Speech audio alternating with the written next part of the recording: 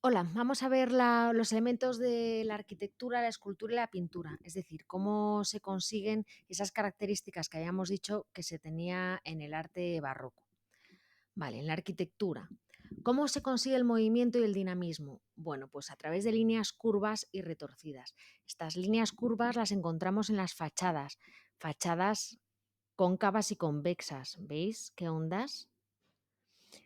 Columnas salomónicas. Las columnas salomónicas son estas que son muy típicas del barroco, que son como unas columnas enrolladas, ¿vale? Aquí sí retorcidas. Y con unas columnas que se llaman estípite, que es como un cono invertido, la base es más estrecha y así da como una sensación de falta de equilibrio, ¿vale? De inestabilidad. Y otra de las características son los frontones curvos y rotos. Aquí está un frontón que los frontones clásicos tenían forma de triángulo, si os acordáis, y no estaban rotos aquí a la mitad. Vamos a ver aquí una diapositiva de frontones. Este es el frontón clásico, ¿vale? Grecia y Roma, frontón.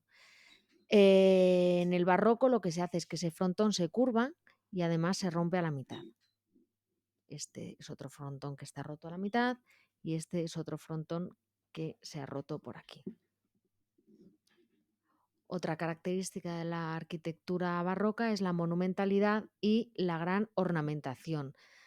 Muchísima decoración, columnas muy ornamentadas, retablos tremendamente ornamentados, balaustradas, las cornisas.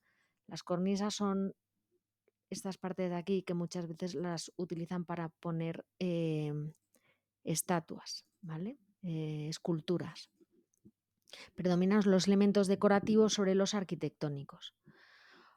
Arquitectos destacados, pues tenemos a Borromini, italiano, con ese nombre no podía ser de otra forma. Estos son dos construcciones de Borromini, la iglesia de San Ivo y San Carlos de las Cuatro Fuentes. Bernini, que este nos tiene que sonar a la fuerza, bueno, después del vídeo nos sonará porque también va a ser un gran escultor. Bernini diseña el baldaquino de San Pedro, que está en el Vaticano. El baldaquino es esta pieza de aquí, que es como una especie de templete que se construye sobre 4 columnas. Las columnas son columnas salomónicas, de las que acabamos de ver. Luego también diseña la plaza de San Pedro del Vaticano con toda esta columnata. Fijaos aquí en estas esculturas que se hacen aquí arriba y esta otra iglesia que también tiene esta fachada curva. Bien, en España tenemos a los hermanos Churriguera. Fijaos este retablo tan tremendamente ornamentado. También otra vez las columnas salomónicas, incluso decoradas como con hoja por encima. Tenemos la Catedral de Murcia o tenemos la Plaza Mayor de Salamanca. Todo esto es de los hermanos Churriguera.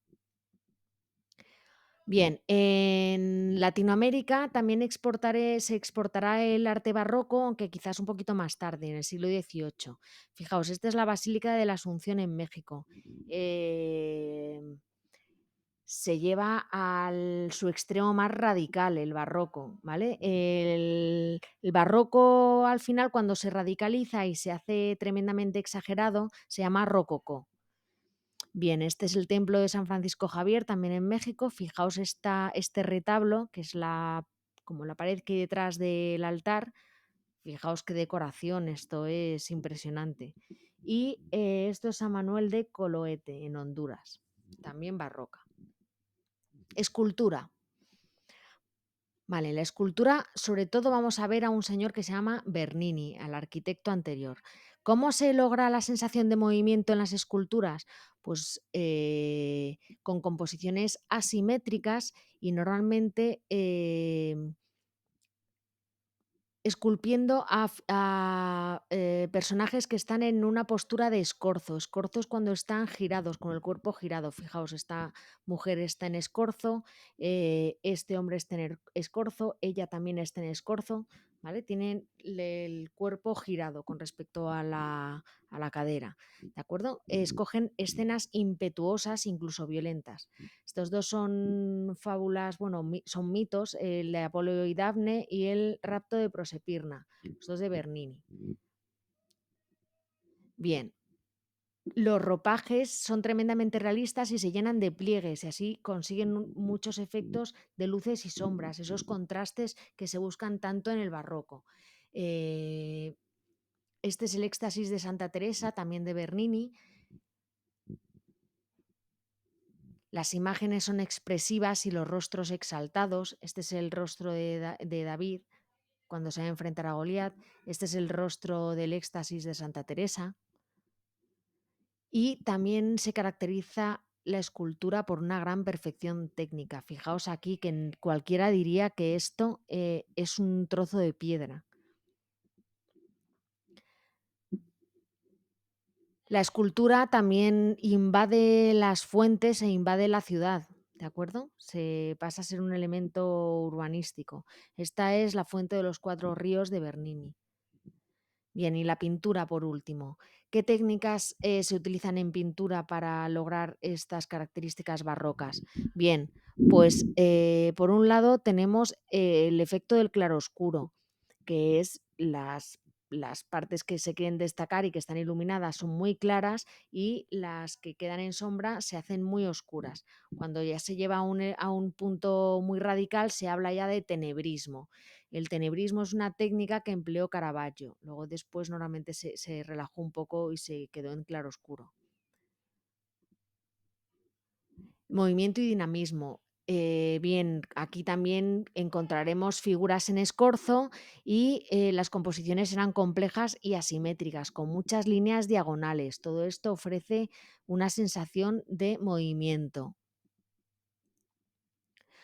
Los colores y la iluminación de la obra difuminan los contornos y el dibujo pierde las formas marcadas. Hay un predominio del color sobre el dibujo, sobre la línea del dibujo. ¿De acuerdo? Esto es de Rembrandt, es un autorretrato. Y en cuanto a los temas, se busca plasmar la realidad tal y como es, con la mayor precisión posible, que esto ahora se llama fotorrealismo.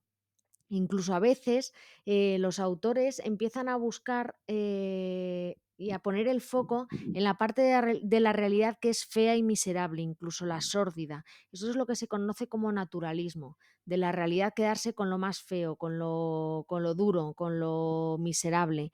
Es lo contrario justamente al idealismo renacentista.